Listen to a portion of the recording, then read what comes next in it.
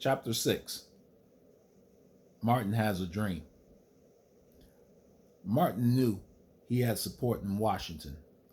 John F. Kennedy, the man who helped get him released from jail, was now President of the United States. President Kennedy also believed in equality.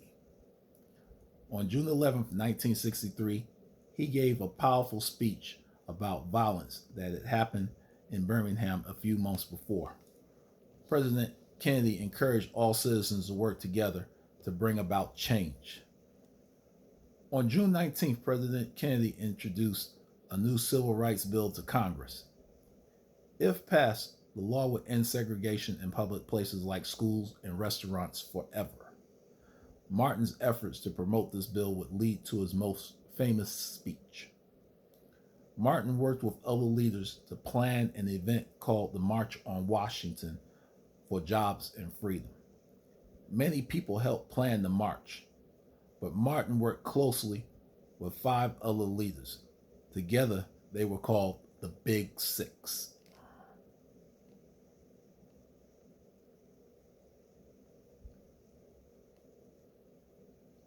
The Big Six were Martin Luther King Jr., John Lewis, President Student Nonviolent Coordinating Committee,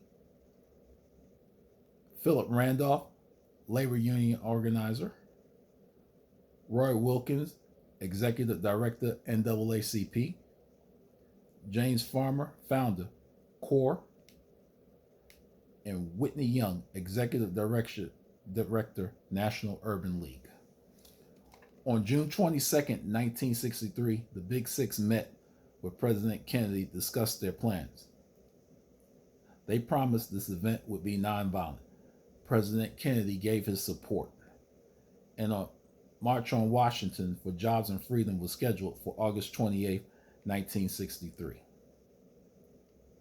Over 250,000 people came in support of the March on Washington. Around 80,000 of these supporters were white people. Strangers linked arms as they marched and sang together. It was the largest showing of racial unity America had ever seen. After several people gave performances and speeches, Martin addressed the audience. He shared with them his dreams for America. Martin's "I Have a Dream" speech is one of the most quoted speeches in the world. The March on Washington ended as the crowd sang the anthem of the Civil Rights Movement, "We Shall Overcome." The time for change had come. Sadly, President Kennedy died before seeing the rewards of his work. When he was assassinated on November 22nd, 1963, the nation mourned. On July 2nd, 1964, President Lyndon B. Johnson signed the Civil Rights Bill of 1964, honoring President Kennedy. After the tireless work of many civil rights leaders and their supporters, segregation had ended in the United States. Martin was proud and thankful. On October 14, 1964, Martin was awarded the prestigious Nobel Peace Prize.